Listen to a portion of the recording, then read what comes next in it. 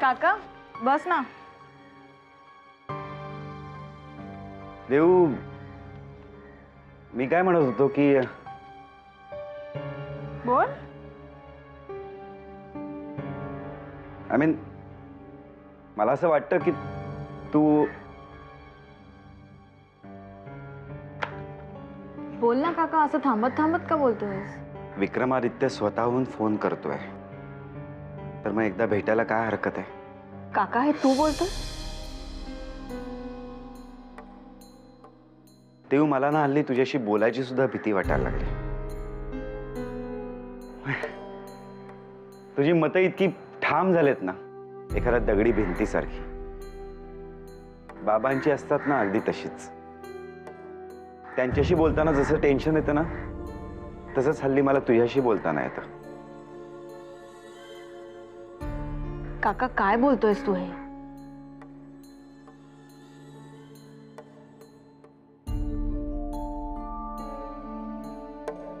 देव, मला अभिलाषाने सांगितलं की विक्रमादित्य समेट होण्यासाठी म्हणून फोन करतोय. मग आता तो जर का स्वतःहून एवढा फोन करतोय, तर एकदा त्याला भेटायला काय हरकत आहे? काका तो का फोन करतोय हे माहितीये ना तुला. त्यांचे हात दगडाखाली आहेत. पण देऊ, हे सगळं अजून किती दिवस चालणार आहे? ह्याचा विचार त्यांनी केला होता. शाळेच्या बाबतीत कसे वागलेत ते माहितीये ना तुला. दादूंना किती त्रास झाला या सगळ्याचा. प्रत्येक ठिकाणी आपल्याला वाकायला लावलंय त्यांनी. मग आता वाकण्याची त्यांची पाळी आहे. ह्यात एवढं वाईट वाटण्यासारखं काय आहे काका?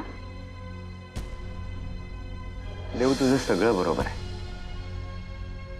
पण या लढाईमध्ये आपलंही नुकसान होतंय ना. लढत नव्हतो तेव्हाही आपलं नुकसान होत होतं. आता निदान चुकीची माणसं रोखली जात आहेत, मग किंमत मोजायला काय हरकत आहे?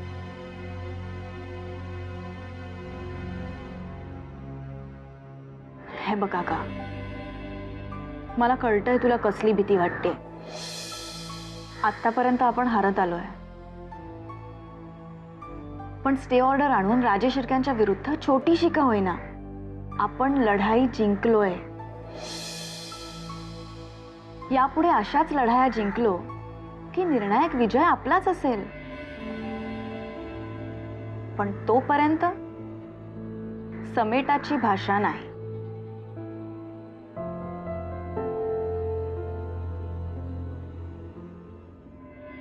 महे कविंग वीणामुपमश्रवसमां ज्येष्ठराजं ब्रह्मणां ब्रह्मसदानशृण्वन्नोतिभिः सदसाधनां ओम भूर्वस्वः महागणपते नमः मन्त्रपुष्पाञ्जलिं समर्पयामि.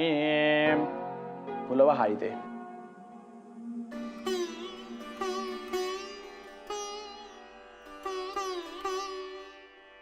परमेश्वरा, जे घडतंय ते तू उघड्या डोळ्यांनी पाहतोयस. शाळा पडली, बिचारी मुलं दगावली, दामूला जेल झाली. आणखी किती परीक्षा पाहणार आहेस? झालं तेवढं पुरे झालं. फार अंत पाहू नकोस रे. भली माणसं आहेत ती. त्यांनी मला आधार दिला म्हणून मी तुझी पूजा तरी बांधू शकले. मलाच कोणी विचारलं नसतं तर तुझी पूजा बांधून तुला कोण विचारणार होतं? म्हातारीची पूजा गोड मानून घे आणि सगळ्यांना संकटातून सोडव बाबा. गुरुजी, मी जरा प्रसादाचे बघते. हो हो चालेल, मी तो बंद होण्याची तयारी करतो.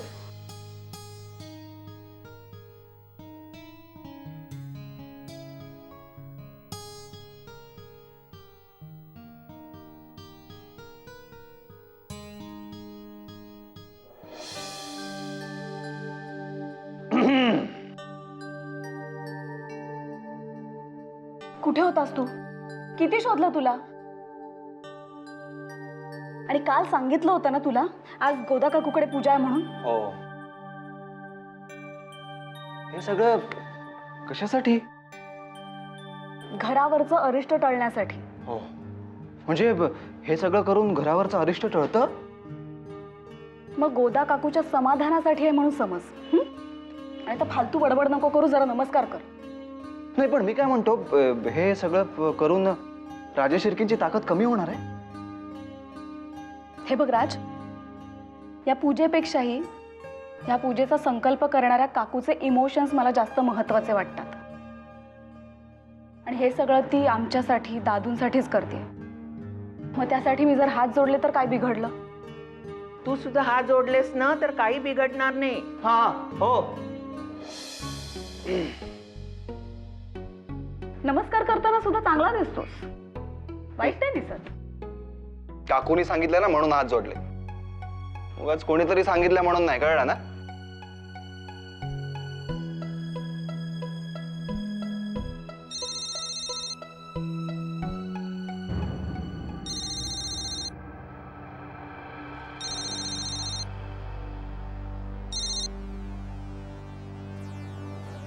हॅलो. हां हां ठीक आहे, करता. हाँ बोल रहा हूँ ना. कोणाचा फोन आहे? मी आलोच.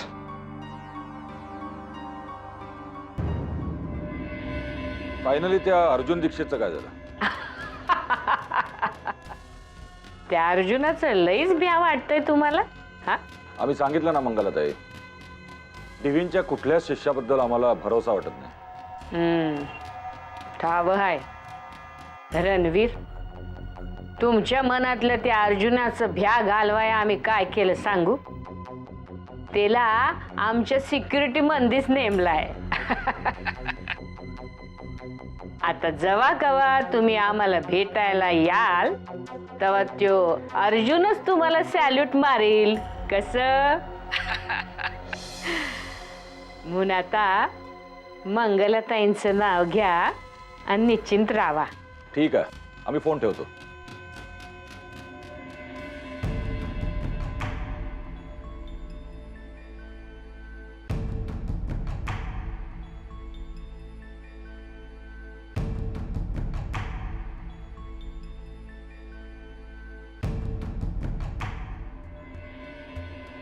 आम्ही तुमच्याकडे काही मागितलं तर द्याला मला? आम्हाला वेळ नाही, आम्ही निघतो. आम्हाला पूर्ण कल्पना आहे आपला वेळ किती महत्वाचा आहे ते. जास्त वेळ नाही मागत होत आम्ही, फक्त 2 मिनिटं. बोला. आतापर्यंत जे काही घडलं त्याच्यात कुणाचं बरोबर आणि चूक याविषयी मला या क्षणी काहीच बोलायचं नाहीये. पण आम्हाला याची पूर्ण कल्पना आहे. जर तुम्ही मनात आणलं तर तुम्ही सगळं काही बदलू शकता. तुम्ही जर मनावर घेतलं तर तुम्ही सहज डीव्ही सरांना जेलमधून बाहेर. पॉसिबल. मला वाटते डिव्ही त्यांच्या कर्माची फळं भोगतायत. आम्ही फक्त निमित्त आहोत आणि त्यांना त्यांच्या चुकांची जाणीव झाली आहे. त्यामुळे तुमच्या खांद्यावर बंदूक ठेवून ते स्वतःचा स्वार्थ साधू इच्छितात. त्यांना सांगा, ही चाल न ओळखण्या इतपत आम्ही दूध खोळे नाही आहोत.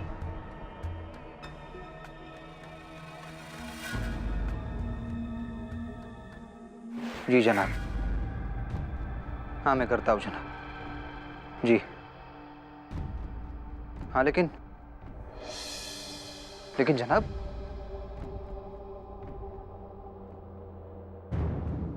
साक्षी तू काय काय चाललंय? तू एवढ्या लवकर आलीस? पूजा झाली वाटतं. लवकर? अरे 1.5 तास झाला तुला बाहेर येऊन. तेव्हापासून तोच फोन चालू आहे? हाँ? नाही ते. हा, अरे कोण आहे ते आम्हाला तरी कळू दे. उगाच खेचू नकोस, कोणी नाही. हा हा, कोणीतरी लाजतंय, ब्लशिंग आहे ना मला. काय झालं राज, तुला खरंच टेन्शन आहे का? कुठली पोरगी नाही म्हणाली? हे घे प्रसाद, घे, पुन्हा ट्राय कर, म्हणजे नक्की पटेल.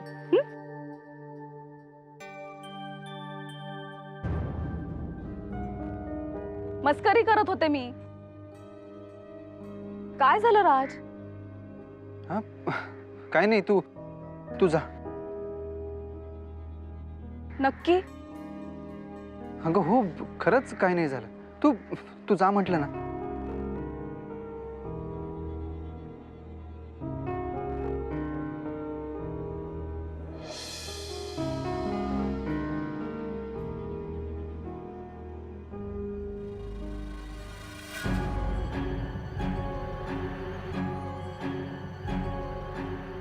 जी जना.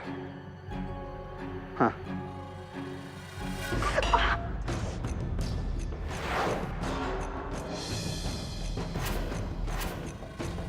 काकू नीट बघून चालता येत नाही का तुला?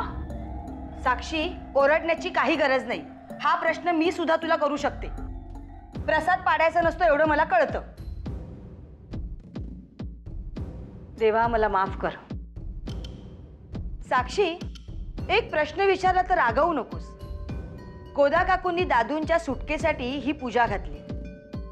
त्यांचा उद्देश जरी चांगला असला तरी देव त्यांनाच मदत करतो जो स्वतःशी प्रामाणिक असतो.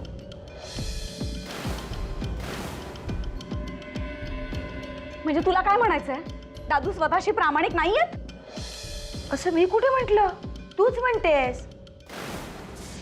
पण मुद्दा काय की जे करायचंय ते न करता हे पूजा पाठ वगैरे करून दादूंची सुटका होणार नाही. सरळ कधी बोलताच येत नाही ना तुला. तुला असं वाटत असेल की दादू बाहेर येऊच नाहीत. अगं, कुणाच्या श्रद्धेचा आदर करता येत नसेल ना तर राहू देत, पण निदान त्याचा अपमान तरी करू नकोस.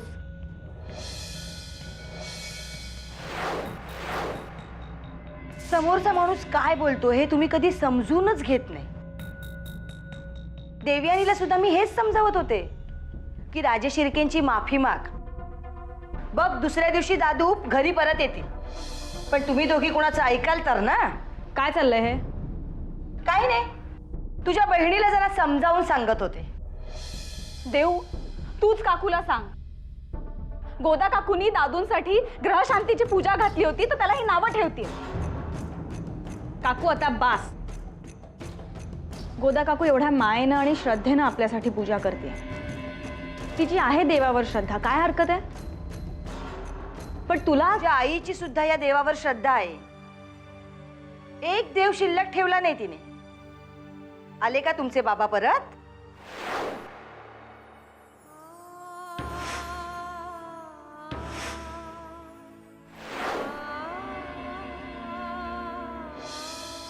पूजा घालतायत. उचला तो प्रसाद.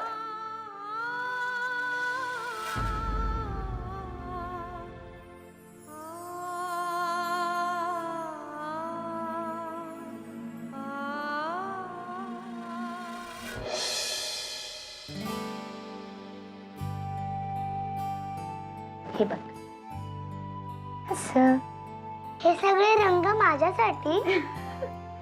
हो, हे सगळे रंग तुझ्यासाठी, हे पुस्तक तुझ्यासाठी, सगळं तुझ्यासाठी. ए झाली, माझे रंग ढापू नकोस.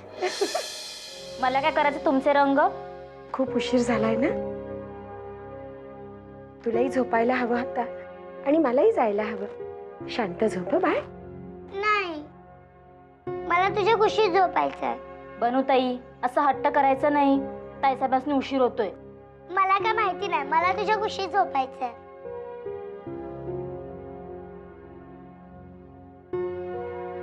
जानी, हे आलेत का बघ का? जी.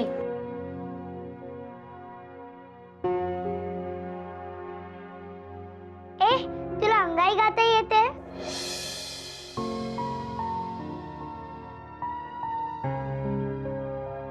मी कधी कुणासाठी म्हटली नाही ना. मला नाही येत अंगाई. ए, तुला कसं अंगाई येणार? कारण की तुझ्या घरात कोणी बाळच नाहीये. तू वाईट नको वाटून घेऊस. मला येते अंगाई, मी बोलेन.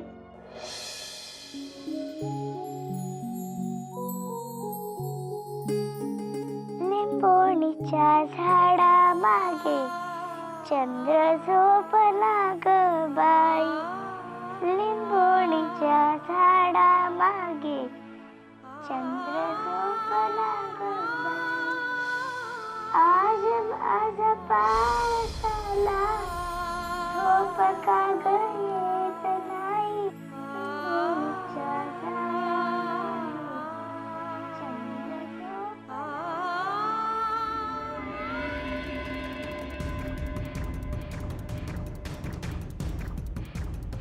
सत्य काय ते एक ना एक दिवस जगासमोर आणल्याशिवाय मी गप्प बसणार नाही sir. This is my promise sir. माझा विश्वास आहे तुझ्यावर.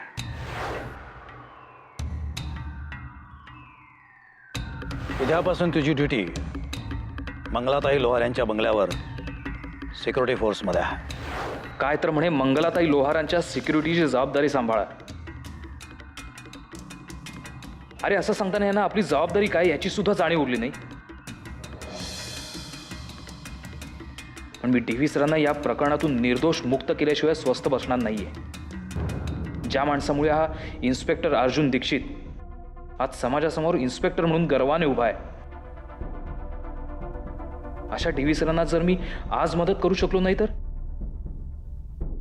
मी स्वतःला कधीही माफ करू शकणार नाही. पण काही झालं तर मी असं होऊ देणार नाहीये. यातून काहीतरी मार्ग काढायलाच हवा.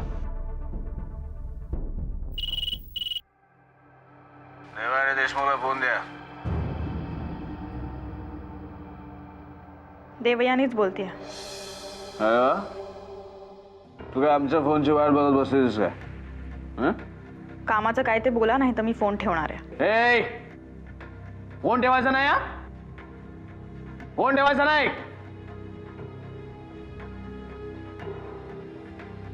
नीट वा. नीट वा. अजूनही वेळ गेलेला नाही सांगतो. नीट वा. आम्हाला गुन्हेगार ठरून तू तुझ्या त्या आजोबाला सोडू नाही शकत. सोडू नाही शकत तू तुझ्या आजोबाला. आणि आज तुला आम्ही शब्द देतो, आमचा बॉल आहे ना तो तिथेच त्याच जागेवर उभा राहणार काही झालं तरी. आणि तुझा तो आजोबा आहे ना तो पण राहणार तिथेच जेलमध्ये. तू जाशील ना जेव्हा त्याला भेटायला, तेव्हा तुझ्या आणि त्याच्यामध्ये ते गज असतील आयुष्यभर. तसेच आपला शब्द आहे, तुला चॅलेंज आहे आपला. तुला दिली होती आपण एक संधी सुधारायची. धडकारलीस तू, अपमान केला आमचा. आता परिणाम भोगायला तयार राहा. परिणाम भोगायला तयार राहा. आता तू तुमची बडबड संपली असेल तर मी फोन ठेवू. आणि एक गोष्ट लक्षात ठेवा, शुद्धीवर असतानाच इथे फोन करायचा. इथे सभ्य माणसं राहतात. हॅलो. तू शांतपणा मला केला नाही.